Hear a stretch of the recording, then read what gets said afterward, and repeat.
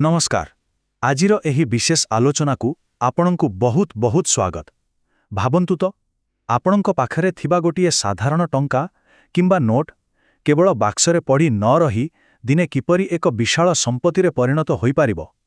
ଟିକେ ଆଶ୍ଚର୍ଯ୍ୟ ଲାଗୁଛି ନା? ଆଜି ଆମେ ଶେୟାର ବଜାର ବା ଷ୍ଟକ୍ ମାର୍କେଟ ଇକୋସିଷ୍ଟମ କିପରି କାମ କରେ ତାହାର ମୂଳଦୁଆକୁ ଏକଦମ ସରଳ ଭାଷାରେ ବୁଝିବା। ଆଜି ଆମେ ଏହି ଆଲୋଚନାରେ କେଉଁ କେଉଁ ବିଷୟ ଉପରେ ନଜର ପକାଇବା? ବହୁତ ସିମ୍ପଲ। ଆମେ ବୁଝିବା ଯେ ଇନଭେଷ୍ଟମେଣ୍ଟ ପ୍ରକୃତରେ କାହିଁକି ଏତେ ଜରୁରୀ, ଆମ ପାଖରେ କେଉଁ ସବୁ ବିକଳ୍ପ ଅଛି, ଶେୟାର ବଜାରର ଅସଲ କାମ କ'ଣ, ଆମ ଟଙ୍କାକୁ ସୁରକ୍ଷା ଦେଉଥିବା ବଜାର ନିୟାମକ ସେବି କିଏ ଏବଂ ଏହି ପୂରା ବ୍ୟବସ୍ଥାକୁ ଚଳାଉଥିବା ଆର୍ଥିକ ସଂସ୍ଥାଗୁଡ଼ିକ ବିଷୟରେ ମଧ୍ୟ ଜାଣିବା। ତେବେ ସବୁଠୁ ବଡ଼ ପ୍ରଶ୍ନରୁ ଆରମ୍ଭ କରିବା, ଆମେ ବିନିଯୋଗ ବା ଇନଭେଷ୍ଟମେଣ୍ଟ ଆଦୌ କାହିଁକି କରିବା ଦରକାର? ପ୍ରାୟତଃ ଆମେ ଭାବୁ ଯେ ବ୍ୟାଙ୍କ ଆକାଉଣ୍ଟରେ କିମ୍ବା ଘରେ କ୍ୟାଶ୍ ରଖିଦେଲେ ଆମ ଟଙ୍କା ସମ୍ପୂର୍ଣ୍ଣ ସୁରକ୍ଷିତ। କିନ୍ତୁ ଏଠି ମହଙ୍ଗାଇ ବା ଇନଫ୍ଲେସନ ନାମକ ଏକ ଲୁଚି ରହିଥିବା ବିପଦ ଅଛି, ଯାହା ଚୁପଚାପ ଆମ ଟଙ୍କାର ମୂଲ୍ୟକୁ କମାଇ ଚାଲିଥାଏ। ଆସନ୍ତୁ ଗୋଟିଏ ଛୋଟ ହିସାବ କରିବା।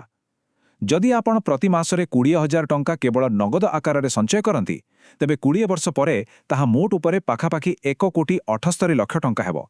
ଖରାପ ନୁହେଁ, କିନ୍ତୁ ଯଦି ସେହି ସମାନ 20,000 ଟଙ୍କାକୁ ବାର୍ଷିକ 12% ରିଟର୍ଣ୍ଣ ମିଳୁଥିବା କୌଣସି ଜାଗାରେ ନିବେଶ କରାଯାଏ, ତେବେ ରିଜଲ୍ଟ ଦେଖି ଆପଣ ନିଶ୍ଚୟ ଆଶ୍ଚର୍ଯ୍ୟ ହୋଇଯିବେ। ହଁ, ଆପଣ ଏକଦମ ଠିକ୍ ଦେଖୁଛନ୍ତି।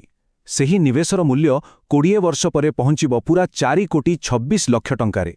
ସମାନ ଟଙ୍କା, ସମାନ ସମୟ, କିନ୍ତୁ ମାତ୍ର 12% ରିଟର୍ଣ୍ଣ ଆପଣଙ୍କ ସମ୍ପତ୍ତିକୁ ପ୍ରାୟ 2.4 ଗୁଣ ବଢ଼ାଇ ଦେଲା। ଏହାକୁ ହିଁ କୁହାଯାଏ କମ୍ପାଉଣ୍ଡିଂର ମ୍ୟାଜିକ୍। ବିନା ନିବେଶରେ ଆମ ଟଙ୍କା ଦିନକୁ ଦିନ କେବଳ ଦୁର୍ବଳ ହୋଇଯାଏ। ସେଥିପାଇଁ ନିବେଶ କରିବା କେବଳ ଗୋଟିଏ ଶୌକ ନୁହେଁ, ବରଂ ଏକ ଆବଶ୍ୟକତା। ଏହାର ମୁଖ୍ୟ ଉଦ୍ଦେଶ୍ୟ ହେଲା ବଢ଼ୁଥିବା ମହଙ୍ଗାଇକୁ ହରାଇବା, ଭବିଷ୍ୟତ ପାଇଁ ଏକ ମଜବୁତ ପାଣ୍ଠି ତିଆରି କରିବା ଏବଂ ପିଲାଙ୍କର ପାଠପଢ଼ା, ବିବାହ କିମ୍ବା ନିଜର ଏକ ସ୍ୱପ୍ନର ଘର କିଣିବା ଭଳି ଲକ୍ଷ୍ୟ ପୂରଣ କରିବା। କେବଳ ଦରମା ଟଙ୍କା ସାଉଁଟି ରଖିଲେ ଆଜିକାଲି ଦିନରେ ଏକ ଆରାମଦାୟକ ରିଟାୟାରମେଣ୍ଟ କଥା ଚିନ୍ତା କରିବା ପ୍ରାୟତଃ ଅସମ୍ଭବ। ଆଚ୍ଛା, ଆମେ ଏବେ ବୁଝିଗଲେ ଯେ ନିବେଶ କରିବା ଜରୁରୀ। ତେବେ ଆମ ପାଖରେ କେଉଁ ସବୁ ପ୍ରମୁଖ ରାସ୍ତା ବା ଆସେଟ୍ କ୍ଲାସ୍ ଉପଲବ୍ଧ ଅଛି? ଟଙ୍କା ଲଗାଇବା ପାଇଁ ଅନେକ ବିକଳ୍ପ ଅଛି। ପ୍ରଥମଟି ହେଲା ଫିକ୍ସଡ୍ ଇନକମ୍ ବା ସ୍ଥିର ଆୟ ବିକଳ୍ପ, ଯେମିତିକି ବ୍ୟାଙ୍କର ଫିକ୍ସଡ୍ ଡିପୋଜିଟ୍ ବା ସରକାରୀ ବଣ୍ଡ। ଏହା ସେହି ଲୋକଙ୍କ ପାଇଁ ବହୁତ ଭଲ ଯେଉଁମାନେ ଟିକେ ବି ରିସ୍କ ନେବାକୁ ଚାହାନ୍ତି ନାହିଁ। ଏଠି ଆପଣଙ୍କ ମୂଳଧନ ଏକଦମ ସୁରକ୍ଷିତ ରହେ ଆଉ ଗୋଟିଏ ନିଶ୍ଚିତ ସୁଧ ମିଳେ। ଇତିହାସ କହୁଛି ଯେ ଏହା ଆମକୁ ପ୍ରାୟ 8ରୁ 11% ପର୍ଯ୍ୟନ୍ତ ରିଟର୍ଣ୍ଣ ଦେଇଥାଏ। ଏହାପରେ ଆସେ ଟିକେ ରୋମାଞ୍ଚକର ବିକଳ୍ପ, ଇକ୍ୱିଟି ବା ଶେୟାର ବଜାର।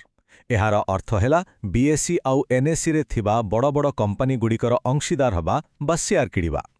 ଏଥିରେ ନିଶ୍ଚିତ ଭାବରେ ଟିକେ ଅଧିକ ରିସ୍କ ଅଛି, କିନ୍ତୁ ଗତ 15 ବର୍ଷର ରେକର୍ଡ ଦେଖିଲେ ଜଣାପଡ଼େ ଯେ ଏହା ହାରାହାରି 14ରୁ 15% CAGR ରିଟର୍ଣ୍ଣ ଦେଇଛି।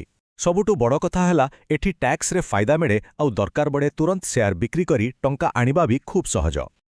ତୃତୀୟ ପ୍ରମୁଖ ବିକଳ୍ପଟି ହେଲା ରିଏଲ୍ ଇଷ୍ଟେଟ୍ ବା ଜମିବାଡ଼ି ଓ ଘର। ଏଥିରୁ ନିୟମିତ ଭାବେ ଘର ଭଡ଼ା ମିଳେ ଆଉ ସମ୍ପତ୍ତିର ଦାମ ମଧ୍ୟ ବଢ଼େ। କିନ୍ତୁ ଏଥିରେ ଗୋଟେ ବଡ଼ ଅସୁବିଧା ଅଛି।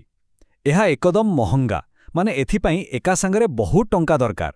ଆଉ ଯଦି ଆପଣଙ୍କୁ ହଠାତ୍ ଟଙ୍କା ଦରକାର ପଡ଼ିବ, ତେବେ ତୁରନ୍ତ ଘର ବା ଜମି ବିକ୍ରି କରିବା ହୁଏତ ସମ୍ଭବ ନ ହୋଇପାରେ। ଚତୁର୍ଥ ବିକଳ୍ପଟି ଆମ ସମସ୍ତଙ୍କର ଖୁବ୍ ପରିଚିତ ଆଉ ପ୍ରିୟ ବୁଲିୟନ୍, ମାନେ ସୁନା ଏବଂ ରୂପା। ପୁରୁଣା କାଳରୁ ଏହାକୁ ସବୁଠୁ ସୁରକ୍ଷିତ ମନେ କରାଯାଏ, ଖାସ୍ କରି ଯେତେବେଳେ ବଜାର ଖରାପ ଥାଏ। ପିଛଲା 20 ବର୍ଷ ଭିତରେ ସୁନା ହାରାହାରି 8% ରିଟର୍ଣ୍ଣ ଦେଇ ଆସିଛି। ଏହା ମହଙ୍ଗାଇ ସହ ଲଢ଼ିବାରେ ସାହାଯ୍ୟ କରେ ସତ, କିନ୍ତୁ ଇକ୍ୱିଟି ଭଳି ଅଧିକ ସମ୍ପତ୍ତି ବଢ଼ାଇପାରେ ନାହିଁ। ତେବେ ଏତେ ସବୁ ବିକଳ୍ପ ଦେଖିବା ପରେ ମନରେ ନିଶ୍ଚୟ ଏହି ପ୍ରଶ୍ନ ଆସୁଥିବ ଯେ ଠିକ୍ ଅଛି, ମୁଁ ଇକ୍ୱିଟିରେ ଟଙ୍କା ଲଗାଇବାକୁ ପ୍ରସ୍ତୁତ, କିନ୍ତୁ ପ୍ରକୃତରେ ଜଣେ ସାଧାରଣ ଲୋକ ଶେୟାର ବଜାରରେ କେମିତି ବିନିଯୋଗ କରିବେ? ଏହି ପୂରା ପ୍ରକ୍ରିୟାଟି ପ୍ରକୃତରେ କେମିତି କାମ କରେ? ଆସନ୍ତୁ ବର୍ତ୍ତମାନ ଏହି ଶେୟାର ବଜାରର ଅସଲ ଫଣ୍ଡାଟା କ'ଣ, ତାକୁ ଟିକେ ସହଜରେ ବୁଝିବା। ଶେୟାର ବଜାରର କନସେପ୍ଟ ଟିକେ ବି ଜଟିଳ ନୁହେଁ। ଏହାକୁ ଆପଣଙ୍କ ଘର ପାଖ ସାହିର ଏକ କିରାଣା ଦୋକାନ କିମ୍ବା ମାର୍କେଟ ଭଳି ଭାବନ୍ତୁ। ପାର୍ଥକ୍ୟ କେବଳ ଏଠିକି ଯେ ଏଠି ସବୁକିଛି ସମ୍ପୂର୍ଣ୍ଣ ଇଲେକ୍ଟ୍ରୋନିକ୍ ବା ଡିଜିଟାଲ। ବମ୍ବେ ଷ୍ଟକ୍ ଏକ୍ସଚେଞ୍ଜ ବା BSE ଏବଂ ନ୍ୟାସନାଲ ଷ୍ଟକ୍ ଏକ୍ସଚେଞ୍ଜ ବା NSE ହେଉଛି ସେହି ଡିଜିଟାଲ ମାର୍କେଟ ଯେଉଁଠି ଶେୟାର କିଣିବା ଲୋକ ଏବଂ ବିକିବା ଲୋକ ଏକାଠି ହୁଅନ୍ତି। ଆଉ ସବୁଠୁ ମଜା କଥା ହେଲା, କେହି କାହାକୁ ନ ଦେଖି ମଧ୍ୟ ଡିଜିଟାଲ ମାଧ୍ୟମରେ ସମ୍ପୂର୍ଣ୍ଣ ସୁରକ୍ଷିତ ଭାବେ ଟ୍ରେଡିଂ କରିପାରନ୍ତି। କିନ୍ତୁ ଯେତେବେଳେ ବି ଟଙ୍କା ପଇସାର କଥା ଉଠେ ମନରେ ଟିକେ ଡର ତ ନିଶ୍ଚୟ ଆସେନା। କେହି ଠକିଦେବେନି ତ? ଏହି ବିଶାଳ ବଜାରରେ ଆମର ସୁରକ୍ଷା କିଏ କରିବ? ସେଇଠି ଆସନ୍ତି ଆମର ମାର୍କେଟ ରେଗୁଲେଟର ବା ନିୟାମକ SEBI. Securities and exchange board of India ବା ସେବି ଏକଦମ ସ୍କୁଲର ଜଣେ କଳା ହେଡମାଷ୍ଟର ଭଳି କାମ କରେ। ଏହାର ଏକମାତ୍ର ଲକ୍ଷ୍ୟ ହେଲା ଆମ ଭଳି ସାଧାରଣ ରିଟେଲ ନିବେଶକଙ୍କ ସ୍ୱାର୍ଥ ରକ୍ଷା କରିବା। ସେବି ଏମିତି ସବୁ କଠୋର ନିୟମ ତିଆରି କରେ ଯାହାଫଳରେ ଷ୍ଟକ୍ ଏକ୍ସଚେଞ୍ଜ ଆଉ ବ୍ରୋକରମାନେ ସଠିକ୍ ବାଟରେ କାମ କରନ୍ତି। କୌଣସି ବଡ଼ କମ୍ପାନୀ ବା ଖେଳାଳି ଯେମିତି ବଜାରରେ ହେରଫେର କରି ସାଧାରଣ ଲୋକଙ୍କୁ ନ ଠକନ୍ତି, ସେବି ତାହା ପୂରାପୂରି ନିଶ୍ଚିତ କରେ।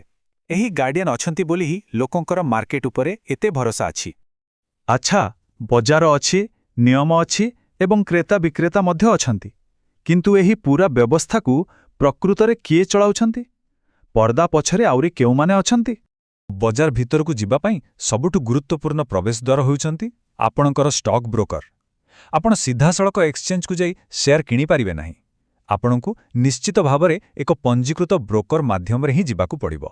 ଏହି ବ୍ରୋକରମାନେ ହିଁ ଆମକୁ ସେହି ବିଶାଳ ଆଉ ସୁରକ୍ଷିତ ନେଟୱାର୍କ ସହ ଯୋଡ଼ିଥାନ୍ତି। ସେମାନଙ୍କ ବିନା ବଜାରରେ ପାଦ ରଖିବା ଏକ ପ୍ରକାର ଅସମ୍ଭବ। ବ୍ରୋକରଙ୍କୁ ଛାଡ଼ିଦେଲେ ପର୍ଦ୍ଦା ପଛରେ ଆହୁରି ଅନେକ ସପୋର୍ଟ ସିଷ୍ଟମ କାମ କରୁଛନ୍ତି। ଉଦାହରଣ ସ୍ୱରୂପ ଡିପୋଜିଟୋରୀ ଯେମିତିକି NSDL କିମ୍ବା CDSL। ଏମାନେ ଏକ ପ୍ରକାର ଡିଜିଟାଲ ସିନ୍ଦୁକ ଯେଉଁଠି ଆପଣଙ୍କ କିଣାଯାଇଥିବା ସେୟାରଗୁଡ଼ିକ ସମ୍ପୂର୍ଣ୍ଣ ସୁରକ୍ଷିତ ରହେ। ସେହିପରି କ୍ରିସିଲ୍ ଭଳି କ୍ରେଡିଟ୍ ରେଟିଂ ଏଜେନ୍ସି କମ୍ପାନୀମାନଙ୍କର ସାମର୍ଥ୍ୟ ମାପନ୍ତି ଯେ ସେମାନେ ଋଣ ଶୁଝିପାରିବେ କି ନାହିଁ। ଆଉ ଡିବେଞ୍ଚର ଟ୍ରଷ୍ଟିମାନେ ନଜର ରଖନ୍ତି ଯେ କମ୍ପାନୀମାନେ ନିବେଶକଙ୍କୁ ଠିକ୍ ସମୟରେ ପ୍ରତିଶ୍ରୁତି ମୁତାବକ ସୁଧ ଦେଉଛନ୍ତି। ଆଉ ଏହି ବଜାର ବଡ଼ ଖେଳାଳିମାନଙ୍କୁ ମଧ୍ୟ ଭୁଲିବା ନାହିଁ। ଆସେଟ୍ ମ୍ୟାନେଜମେଣ୍ଟ କମ୍ପାନୀ ବା AMC ମାନେ ଆମ ପରି ସାଧାରଣ ଲୋକଙ୍କଠାରୁ ଟଙ୍କା ଏକାଠି କରି ପ୍ରଫେସନାଲ ଭାବେ ମ୍ୟୁଚୁଆଲ ଫଣ୍ଡସ୍ ଚଢ଼ାନ୍ତି। ଯେତେବେଳେ କୌଣସି କମ୍ପାନୀ ପ୍ରଥମ ଥର ବଜାରକୁ ଆସେ ବା IPO ଆଣେ, ସେତେବେଳେ ମର୍ଚେଣ୍ଟ ବ୍ୟାଙ୍କର ହିଁ ସେମାନଙ୍କୁ ସାହାଯ୍ୟ କରନ୍ତି। ଆଉ ଅଛନ୍ତି FII ବା ବିଦେଶୀ ସଂସ୍ଥାଗତ ନିବେଶକ, ଯେଉଁମାନେ ବିଦେଶରୁ ବିପୁଳ ପରିମାଣର ପୁଞ୍ଜି ଆଣି ଆମ ବଜାର ଲଗାନ୍ତି ଆଉ ବଜାରର ଗତିବିଧିକୁ ବହୁଳ ଭାବେ ପ୍ରଭାବିତ କରନ୍ତି। ଏବେ ଗୋଟେ ଛୋଟ କିନ୍ତୁ ବହୁତ ଜରୁରୀ ଟେକ୍ନିକାଲ କଥା କ୍ଲିୟର କରିନେବା। ଟ୍ରେଡିଂ ଆକାଉଣ୍ଟ ଆଉ ଡିମାଟ ଆକାଉଣ୍ଟ ଭିତରେ ପ୍ରକୃତରେ ଫରକ କ'ଣ? ସିଧା କଥା, ବ୍ରୋକର ପାଖରେ ଥିବା ଟ୍ରେଡିଂ ଆକାଉଣ୍ଟରେ କେବଳ ସେୟାର କିଣାବିକା ହୁଏ ବା ଅର୍ଡର ଦିଆଯାଏ। କିନ୍ତୁ ଥରେ ଆପଣ ସେୟାର କିଣିନେଲେ ତାହା ଆଉ ଟ୍ରେଡିଂ ଆକାଉଣ୍ଟରେ ରହେନି। ତାହା ସିଧା ଯାଏ ଆପଣଙ୍କର ଡିମାଟ ଆକାଉଣ୍ଟରେ ଗୋଟିଏ ଡିଜିଟାଲ ସୁରକ୍ଷା କକ୍ଷ ଭଳି ସେଭ୍ ହୋଇ ରହିଯାଏ, ଯାହା ଡିପୋଜିଟୋରୀ ପାଖରେ ଥାଏ। ତେଣୁ ଆପଣଙ୍କ ସମ୍ପତ୍ତି ପୂରାପୂରି ସୁରକ୍ଷିତ ଥାଏ।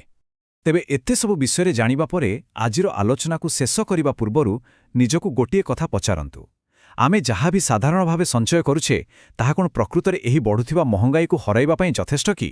ବଜାରର ଏହି ସୁରକ୍ଷିତ ବ୍ୟବସ୍ଥା ଆଉ ନିୟମଗୁଡ଼ିକୁ ବୁଝିବା ପରେ ଏହା ସ୍ପଷ୍ଟ ଯେ ସଠିକ୍ ଜ୍ଞାନ ସହିତ ଇନଭେଷ୍ଟ କରିବା ଏବେ କୌଣସି ଅପସନ୍ ନୁହେଁ। ନିଜର ଆର୍ଥିକ ଭବିଷ୍ୟତକୁ ସୁରକ୍ଷିତ ରଖିବା ପାଇଁ ଏହା ଏକଦମ ନିତାନ୍ତ ଆବଶ୍ୟକତା। ସମୟ ଦେଇଥିବାରୁ ବହୁତ ବହୁତ ଧନ୍ୟବାଦ।